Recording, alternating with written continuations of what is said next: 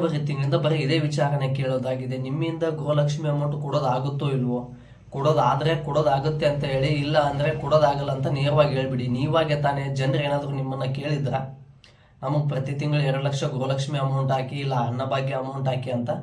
Election ಟೈಮಲ್ಲಿ ನೀವೇ ನಮ್ಮ ಹತ್ರ ಬಂದು ಗೃಹಲಕ್ಷ್ಮಿ ಅಮೌಂಟು ಪ್ರತಿಯೊಬ್ಬ ಕುಟುಂಬದ ಒಡತಿಗೆ 2,000 ಕೊಡ್ತೀವಿ ಅಂತ ಹೇಳಿ 15-16 ಕಂತು ಕೊಟ್ಟಿಲ್ಲ. ನೀವು ಆಗಲೇ ಈಗ 3 ತಿಂಗಳಾಯಿತು, ಇನ್ನೂ 3 ತಿಂಗಳಿಂದ ಗೃಹಲಕ್ಷ್ಮಿ ಅಮೌಂಟ್ ಬಂದಿಲ್ಲ, ಅನ್ನಭಾಗ್ಯ ಅಮೌಂಟು ಬಂದಿಲ್ಲ. ಅದ ಪಂಚ ಗ್ಯಾರಂಟಿಗಳಂತ ಜಾರಿಗೆ ತೊಗೊಂಬಂದ್ರಿ. ಜಾರಿಗೆ ತೊಗೊಂಬನ್ನಿ, ನಾವು ನಿಮ್ಮನ್ನು ಆಯ್ಕೆ ಮಾಡಿ ಗೆಲ್ಲಿಸ್ತೀವಿ. ಆಯ್ಕೆ ಮಾಡಿ ಗೆದಿಬೇಕಾದ್ರೆ ಒಂದು ಮಾತು, ಗೆದ್ದ ಮೇಲೆ ಇನ್ನೊಂದು ಮಾತಾ? ರಾಜ್ಯ ಸರ್ಕಾರ ಯಾವಾಗ ಹಾಕುತ್ತೆ ಅನ್ನೋ ಕೂಡ ಒಂದು ನಿರ್ಧಾರ ಕೂಡ ಕೊಡ್ತಾ ಇಲ್ಲ. ಈ 14ನೇ ತಾರೀಕು ಸೋಮವಾರ, ಮಂಗಳವಾರ, ಗುರುವಾರ ಇದೇ ರೀತಿ ಹೇಳ್ತಾ ಹೋಗ್ತಾ ಇದ್ದೀರಾ. ಯಾಕೆ ನೀವು ಎಲೆಕ್ಷನ್ ಸಮಯದಲ್ಲಿ ಯಾವುದೇ ಯೋಜನೆಗಳು ಇಲ್ಲದೇನೆ ನೀವು ಜನರಿಗೆ ಗ್ಯಾರಂಟಿಗಳನ್ನು ಜಾರಿಗೆ ತಂದ್ರ? ಇಲ್ಲ ಜನರಿಗೆ ನೀವು ಕೊಟ್ಟಿರೋ ಹಣದಿಂದ ಅದನ್ನು ಉಪಯೋಗಿಸ್ಕೊಂಡ ಮೇಲೆ ಈಗ ಜನರಿಗೆ ಆಗ್ತಿರೋ ತೊಂದರೆನ ನೋಡ್ಕೊಂಡು ನೀವೇನಾದರೂ ಸುಮ್ಮನೆ ಕೂತ್ಕೊಂಡಿದ್ದೀರಾ? ಕೊಡೋದಾಗುತ್ತೆ ಅಂದರೆ ಆಗುತ್ತೆ ಅಂತ ಹೇಳಿ, ಕೊಡೋದಾಗಲ್ಲ ಅಂದರೆ ನೇರವಾಗಿ ಹೇಳ್ಬಿಡಿ. ಗೃಹಲಕ್ಷ್ಮಿ ಅಮೌಂಟು ತಪ್ಪಾಗಿದೆ ನಮ್ಮಿಂದ, ಕೊಡೋದಾಗೋದಿಲ್ಲ ಇನ್ನು ಮುಂದೆ ಅಂದರೆ ಅದನ್ನು ಬಿಟ್ಟು ಬೇರೆ ದಾರಿನ ನೋಡ್ಕೋತಾರೆ. ಇದನ್ನೆಲ್ಲ ಬಿಟ್ಟು ನೀವು ಆ ಅಮೌಂಟ್ ಆಯಿತು, ಈ ಅಮೌಂಟ್ ಆಯಿತು, ಅದು ನಾಳೆ ನಾಡಿದ್ದು ಈ ರೀತಿ ಹೇಳ್ತಾ ಹೋದರೆ. ಆತ್ಮೀಯ ವೀಕ್ಷಕರೇ, ನನ್ನ ವಿಡಿಯೋಗೆ ಹೃದಯಪೂರ್ವಕವಾದ ಸ್ವಾಗತ. ಈಗಾಗಲೇ ನೋಡಿದ್ರಲ್ಲ ಈ ಎಲ್ಲ ವಿಚಾರಗಳನ್ನು ಜನರ ಕಡೆಯಿಂದ ಬರ್ತಿರ್ತಕ್ಕಂಥ ಪ್ರತಿರೋಧನೆಗಳು. ಯಾಕಂದರೆ ಗೃಹಲಕ್ಷ್ಮಿ ಅಮೌಂಟು 15 ಕಂತುಗಳು ಮಾತ್ರ ಹಾಕಿದ್ರು, ಅಲ್ಲಿಂದ 3 ಕಂತುಗಳು ತಿಂಗಳ ಅಮೌಂಟು ಇನ್ನೂ ಬಂದಿಲ್ಲ. ಇದಕ್ಕೆ ಲಕ್ಷ್ಮಿ ಹೆಬ್ಬಾಳ್ಕರ್ ಮೇಡಮ್ ಅವರು ತಿಳಿಸಿರುವಂತೆ, ಏನು ಇದಕ್ಕಿಂತ ಮುಂಚೆ ಏನು ಹೇಳಿದ್ರಲ್ಲ, ಮಹಿಳಾ ಮತ್ತು ಮಕ್ಕಳ ಕಲ್ಯಾಣ ಇಲಾಖೆ, ಮಹಿಳಾ ಮತ್ತು ಮಕ್ಕಳ ಸಬಲೀಕರಣ ಇಲಾಖೆಯಿಂದ ತಾಲೂಕು ಪಂಚಾಯತಿಗಳಿಗೆ ಅಮೌಂಟ್ ಹೋಗ್ತಿತ್ತು, ತಾಲೂಕು ಪಂಚಾಯತಿಗಳಿಂದ ಗೃಹಲಕ್ಷ್ಮಿ ಫಲಾನುಭವಿಗಳಿಗೆ ಅಮೌಂಟ್ ಬಿಡುಗಡೆ ಆಗ್ತಿತ್ತು ಅಂತ ಹೇಳಿದ್ರು. ಬಟ್ ಈ ರೀತಿ ಜನರು ತಿಳ್ಕೊಂಡಿರೋದ್ರಲ್ಲಿ ಸ್ವಲ್ಪ ಬದಲಾವಣೆ ಆಗಿದೆ. ಯಾಕಂದರೆ ಅಲ್ಲಿರುವಂಥ ಯೋಜನೆ ಏನು ಅಂದರೆ, ಈಗೇನು ಹಣಕಾಸು ಇಲಾಖೆ ಇದೆಯಲ್ಲ, ಹಣಕಾಸು ಇಲಾಖೆ ನೇರವಾಗಿ ಗ್ರಾಮ ಪಂಚಾಯತಿಗಳಿಗೆ ಅಥವಾ ತಾಲೂಕು ಪಂಚಾಯತಿಗಳಿಗೆ ಈ ಗೃಹಲಕ್ಷ್ಮಿ ಅಮೌಂಟನ್ನು ಹಾಕ್ತಾರೆ. ಈ ತಾಲೂಕು ಪಂಚಾಯತಿಗಳು ಮತ್ತು ಗ್ರಾಮ ಪಂಚಾಯತಿಗಳು ಮಹಿಳಾ ಮತ್ತು ಮಕ್ಕಳ ಸಬಲೀಕರಣ ಇಲಾಖೆಗೆ ಹಣವನ್ನು ನೀಡುತ್ತೆ. ಇದಾದ ಮೇಲೆ ಫಲಾನುಭವಿಗಳಿಗೆ, ಗೃಹಲಕ್ಷ್ಮಿ ಫಲಾನುಭವಿಗಳಿಗೆ ಅಮೌಂಟ್ ಬರುತ್ತೆ ಅಂತ ಹೇಳಿದರು. ಗ್ರಾಮ ಪಂಚಾಯತಿಗಳಿಗೆ ಹಣಕಾಸು ಇಲಾಖೆಯಿಂದ ಗ್ರಾಮ ಪಂಚಾಯತಿಗಳಿಗೆ, ತಾಲೂಕು ಪಂಚಾಯತಿಗಳಿಗೆ ಅಮೌಂಟ್ ನೇರವಾಗಿ ಬಂದಿದೆ. ಬಟ್ ಅಲ್ಲಿಂದ ತಾಲೂಕು ಪಂಚಾಯತಿ ಮತ್ತು ಗ್ರಾಮ ಪಂಚಾಯತಿಗಳಿಂದ ರಾಜ್ಯ ಕಾರ್ಯದರ್ಶಿ ಮಹಿಳಾ ಮತ್ತು ಮಕ್ಕಳ ಸಬಲೀಕರಣ ಇಲಾಖೆಗೆ ಇನ್ನೂ ಅಮೌಂಟ್ ಬಂದಿಲ್ಲ. ಈ ಕಾರಣಕ್ಕಾಗಿ ದಿನ ವಿಳಂಬ ಆಗೋ ಸಾಧ್ಯತೆ ಇದೆ ಅಂತ ಹೇಳಿದ್ದಾರೆ. ಮತ್ತು ಅದ್ರ ಜೊತೆಗೆ ಇನ್ನೊಂದು ವಿಡಿಯೋ ವೈರಲ್ ಆಗ್ತಾ ಇದೆ. ಅಜ್ಜಿಯ ಸಂಕಷ್ಟವನ್ನು ತೋಡ್ಕೊಂಡು ಇವ್ರಿಗೆ ಯಾಕೆ ಈ ರೀತಿ ಮಾಡ್ತಾ ಇದ್ದಾರೆ, ಅದರಿಂದ ಜನರಾಗ್ತಾ ಇರ್ತಕ್ಕಂಥ ತೊಂದರೆಗಳನ್ನು ಕೂಡ ಅಜ್ಜಿ ಮನದಾಳದ ಮಾತುಗಳನ್ನು ಹೇಳ್ಕೊಂಡಿದ್ದಾರೆ.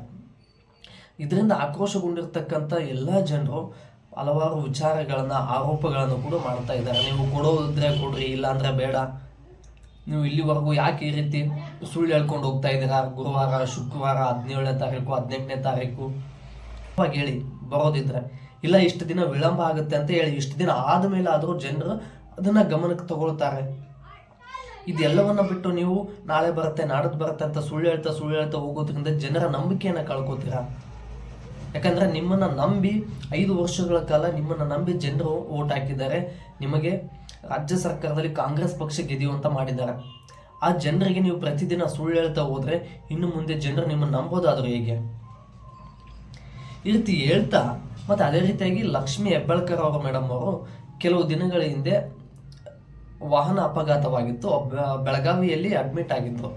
ಮತ್ತು ಅದರಿಂದ ಹೊರಗಡೆ ಬಂದು ಅದನ್ನು ಚೇತರಿಸಿಕೊಂಡು ಬಂದಂಥ ಲಕ್ಷ್ಮಿ ಹೆಬ್ಬಾಳ್ಕರ್ ಅವರು ಮೇಡಮ್ ಹೇಳಿರೋ ಮಾಹಿತಿ ಪ್ರಕಾರ ಏನಂದರೆ, ಈಗೇನು ತಾಲೂಕು ಪಂಚಾಯತಿಗಳಿಗೆ ಮಹಿಳಾ ಮತ್ತು ಮಕ್ಕಳ ಸಬಲೀಕರಣ ಇಲಾಖೆಯಿಂದ ನೇರವಾಗಿ ತಾಲೂಕು ಪಂಚಾಯತಿಗಳಿಗೆ ಮತ್ತು ಗ್ರಾಮ ಪಂಚಾಯತಿಗಳಿಗೆ ಹೋಗುತ್ತೆ. ಗ್ರಾಮ ಪಂಚಾಯತಿಗಳಿಂದ ಗೃಹಲಕ್ಷ್ಮಿ ಫಲಾನುಭವಿಗಳಿಗೆ ಅಮೌಂಟ್ ನೀಡುತ್ತಾರೆ ಅಂತ ಹೇಳಿದ್ರು. ಬಟ್ ಈ ರೀತಿ ಅಲ್ಲ, ಅದನ್ನು ಸ್ವಲ್ಪ ಬದಲಾವಣೆಯನ್ನು ಮಾಡಿಕೊಂಡು ಹಣಕಾಸು ಇಲಾಖೆ ಏನಿದೆಯಲ್ಲ, ಈ ಹಣಕಾಸು ಇಲಾಖೆಯಿಂದ ನೇರವಾಗಿ ತಾಲೂಕು ಪಂಚಾಯತಿ ಮತ್ತು ಗ್ರಾಮ ಪಂಚಾಯತಿಗಳಿಗೆ ಹಣ ಬಿಡುಗಡೆ ಆಗುತ್ತೆ.